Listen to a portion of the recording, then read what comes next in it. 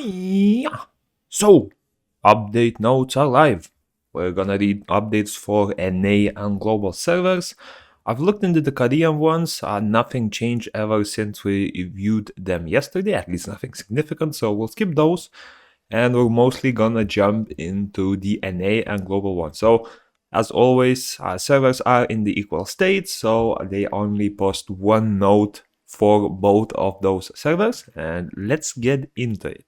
First of all, the light and dark 5-star sort of blessing, if you recall it from a different game, was added.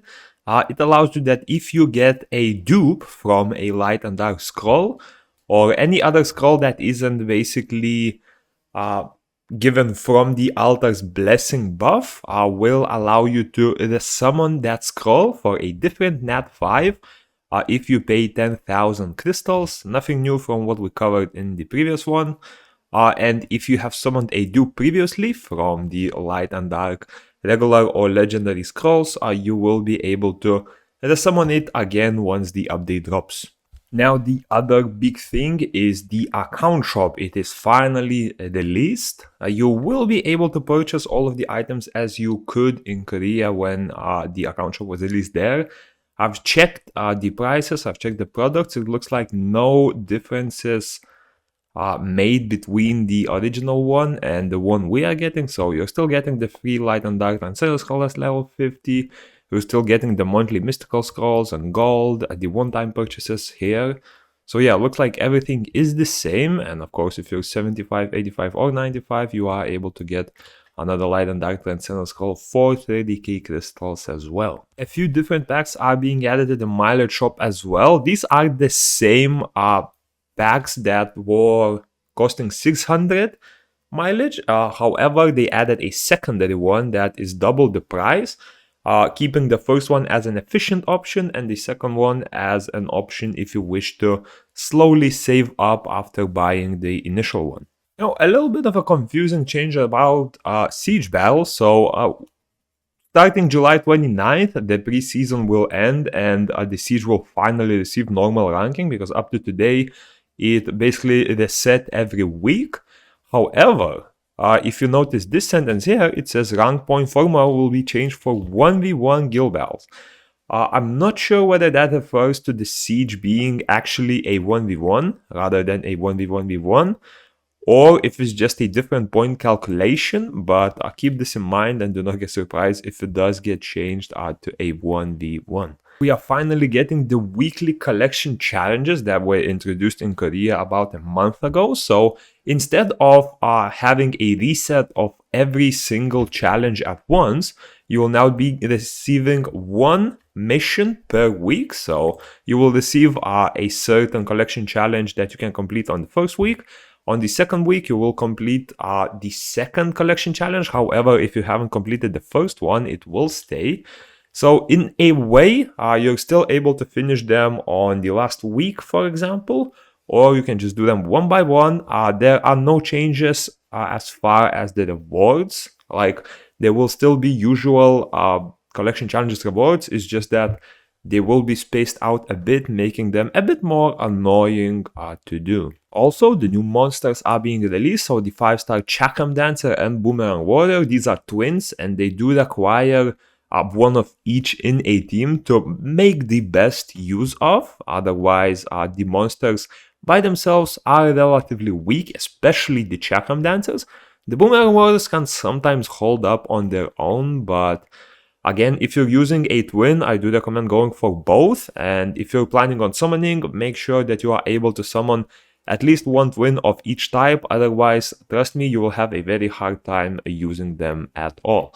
And I will not cover too much of their skills since they are live in the game already. And yeah, go get them twins, yeah? These twins will, of course, receive transmogs as well. So for the Chakram Dancers, you are receiving the Star Sculptor transmog. And for the Boomerang Warriors, it looks like the same name, Star Sculptor's transmogs. So these will most likely be in the IRL shop. They will not be free. So be prepared to cash out some dollars for it, yeah?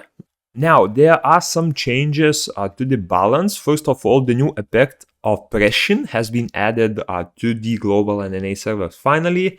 Currently, only one unit has this effect, and that is the Fire Skydancer. So if you don't have her, you will not be unfortunately able to play with it. However, do not worry, since Korean server is actually getting an event which gives a Fire Skydancer for free. So eventually, after a good month or two, you will be able to play around with the Fire Skydancer and test out this effect yourself. Now, if you're interested what the effect does, I will put up information on the screen right now.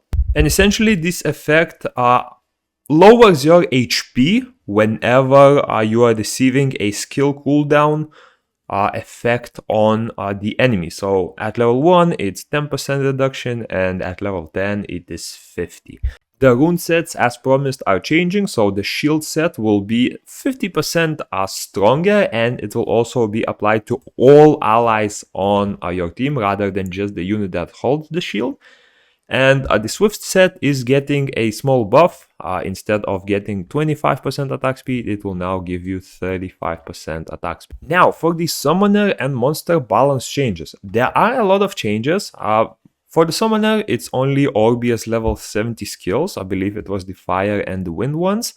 And for the monsters, there are quite a lot. However, luckily for you, I have already covered them in a different video, so I will not go over them again. If you are interested in checking the breakdown of the balance patch, I will leave a video with an exact timestamp in the pinned comment, so make sure to click that if you're interested in checking out the balance patch in more detail. Now, for events, it looks like there is a summon event where you summon 150 scrolls and you are able to get 12 mysticals and a legendary scroll back. It will last for 2 weeks until August 10th. So if you're going for the twins, make sure to use mystical scroll for it, as you will be getting some scrolls in the turn. On top of that, there is the Lucky Bingo event. From what I've heard, the Lucky Bingo consists of using your Essence dungeon entries. So if you want to burn some Essence tickets, you will be able to do so. If not, well... And there will be a few achievement-based events. So Conqueror for the Guild and collect siege flags will allow you to earn flags every time you either fight and look into the siege menu. And using these flags, you will be able to exchange some rewards like runes, energy, all of that. And for the Intense Battlefield, this event will require you to play 30 games of Battlefield in total. And this does hold quite good rewards. You'll be able to get a lot of energy. I think it's like up to 1.5 thousand of nothing.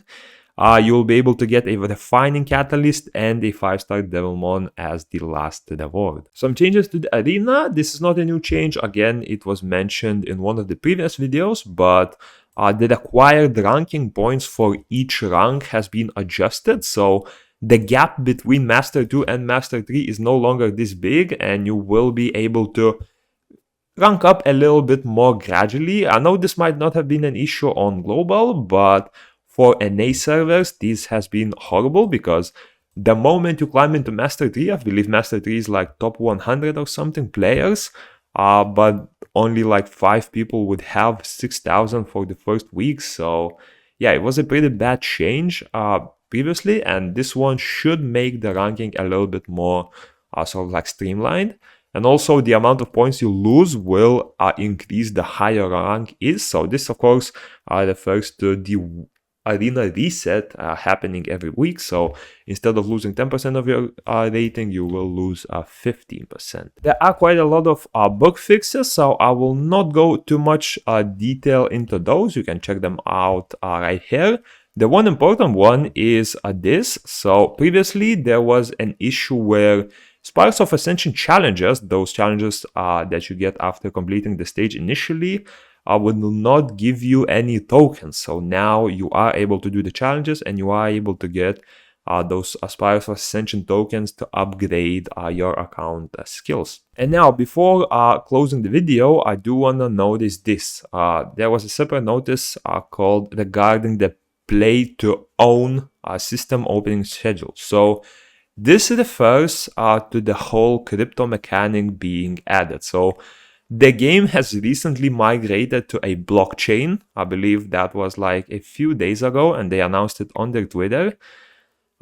Play to earn is basically a system where you get certain digital rewards from playing the game.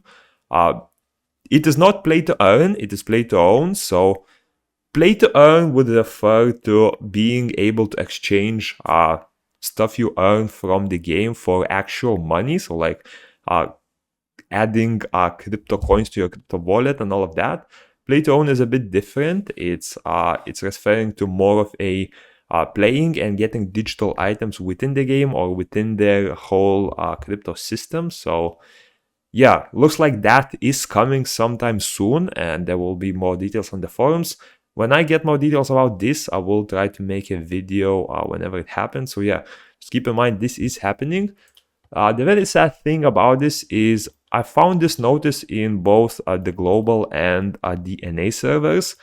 I did not find this notice in the Korean servers. So as suspected by some, there's a good chance that Korea is actually not getting this whole crypto server, and it will remain sort of like a clean beta server, which sort of disappoints me because it shows that they clearly favored Korea as like the superior server to any global or NA player. So yeah, a bit sad there, but yeah, that's about it for the update, and good luck on your light and dark scrolls. I hope you don't get light if what other unit is bad, right? But yeah, peace.